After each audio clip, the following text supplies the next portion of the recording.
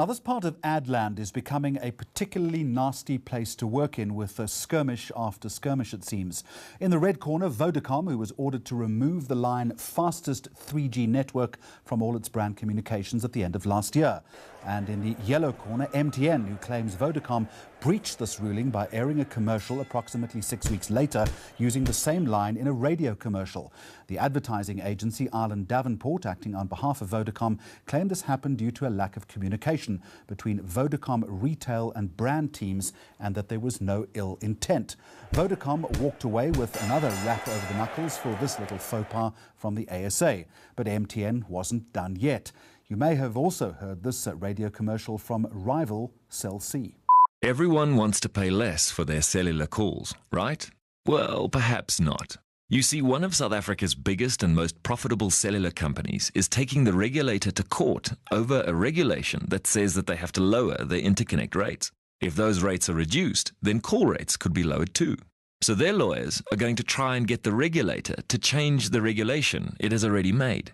And where will they get the money for these lawyers? Well, if you're on their network, every time you make a call or text or surf the net, part of the money you pay could be given to the lawyers who are trying to stop these lower rates.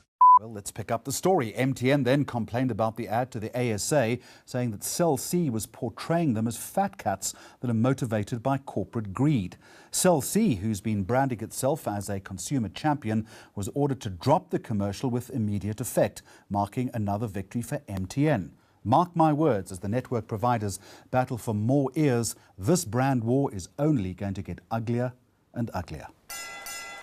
Right, let's move from cell phones now to the environment, and much has been done in the fight against rhino poaching here in South Africa, but the numbers still remain shocking. Since the beginning of this year, 146 rhino have been slayed, and that number keeps on rising.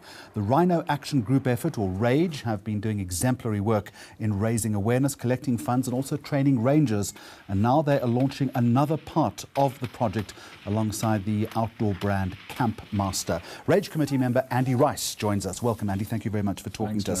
Very quickly, remind us what RAGE set out to do.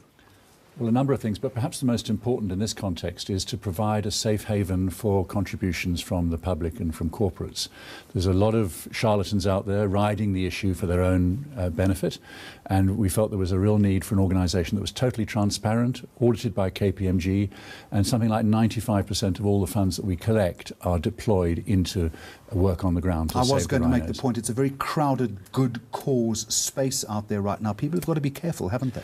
Well, yes, no. I mean, there are a huge amount of good work being done by really reputable and long-established organisations, but the sad fact is that when an issue rises to this kind of central importance, people do see an opportunity to make money in a less ethical way. As a brand head, it's important, I would imagine, to keep a cause like this top of mind. Yes, absolutely. And awareness building is one of the most important functions.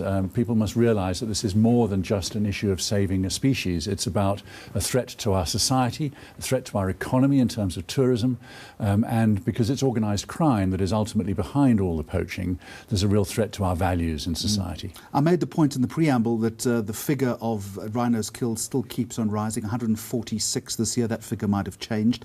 Do you think you're doing enough? Well, it's hard to tell. It's going up by about 50% per annum. So last year, that's a terrible rate of increase, but one doesn't know what the rate of increase would be without the good work being done by so many organisations. But you're right, it's a war. If you speak to anyone in sandparks, that's exactly the language they use. Private sector is important in a dynamic like this. An association has just been struck with a brand called Camp Master. What is it? Camp Master is the leading outdoor equipment brand in the country, and what they have come to us with is an idea to raise funds for RAGE and for the anti-rhino poaching cause by selling these wing mirror socks. You'll recall them from the Football World Cup in 2010. These are available in all of their Tide stores. That's Macro, that's Game, that's all of the Builders brands, Builders Warehouse, Builders Depot, etc. A huge retail footprint. At 30 Rand a pair for your 2 wing mirrors, different sizes and different designs according to the nature of your car. Of that 30 Rand, 10 Rand 50, that's a full 35% goes to Rage. You know, Andy Rice, it's very 2010, isn't it? Haven't we moved beyond an idea like this? Well, I think the issue is so important to our future as a country and as a society that I hope people will. I think it's one of those things that mushrooms, a few key people start to put them on their cars and say, I'm prepared to make a stand for this issue, others will follow. For a brand like Campmaster, where's the benefit here? Well, I think there's a specific and a general reason to get involved. From Campmaster's point of view, there's a very specific one. That is the space that they trade in. They are suppliers of camping equipment and outdoor equipment, and being in the bush is central to their business model. But there's a more general issue, which is about a threat to South Africa in terms of how important tourism is to our economy, and critically to raise the debate. It's not a clear-cut issue. It's not here's the solution. We don't have the solution. What we do need to do is have the debate and to go incrementally towards a solution. Just a final question to you. How do you market the marketing idea? So, in other words, you've got a concept like this. It's critical that you take it to the public, and I'm assuming you want the public to take something like this up as quickly as possible. What's the strategy? Campmaster themselves are taking responsibility for that. Rage, as an organisation, doesn't have the resources to do the marketing. As I said earlier, 95% of all the money we raise gets redeployed to actual initiatives on the ground. So we're here to provide the legitimacy, to provide the brand equity that Campmaster can use in their own public relations and marketing initiatives. Andy Rice from Rage, thank you very much and good luck. Thanks, Jeremy. That Rhino initiative is so important, isn't it? Now, here's something that's going to make you jump for joy. A brand new app code called Zappar will be making its way to South Africa soon, and it promises to revolutionize the world of mobile communication by turning one-dimensional communication into a three-dimensional experience. We took our cameras to the launch event here in Johannesburg.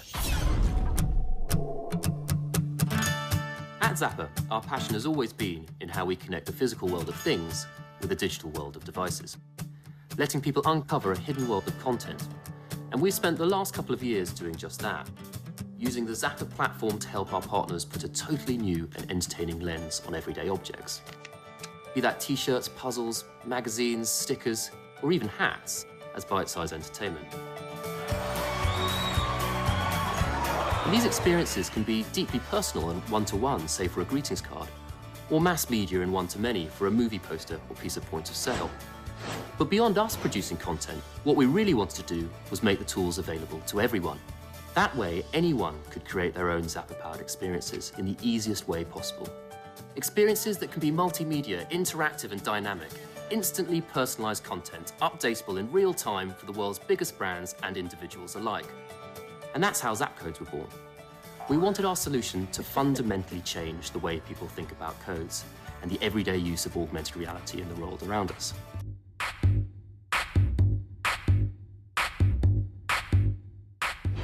I think consumers are very frustrated at this stage with the type of competitions that they are asked to enter. I think there's a lot more that brands and corporates could do to entice an individual or a subscriber to participate in a much more efficient way in those promotions.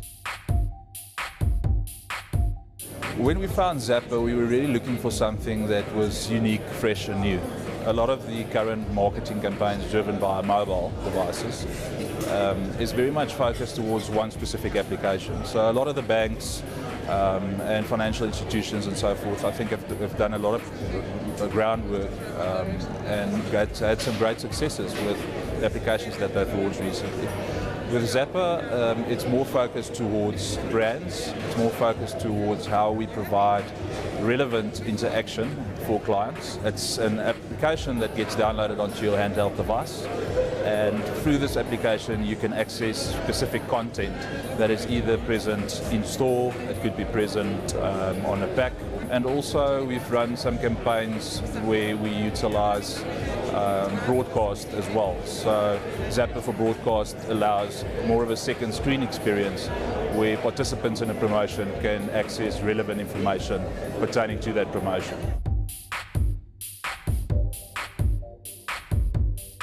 We're looking at this stage to obviously work with most of the larger brands, getting them to utilize the technology within their promotions.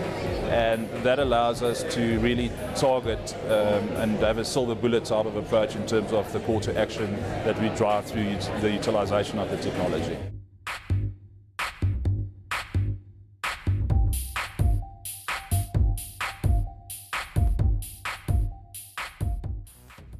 This is Mags on Media. When we continue, a Cape Town pop-up store with a difference and the secrets to making your brand irresistible.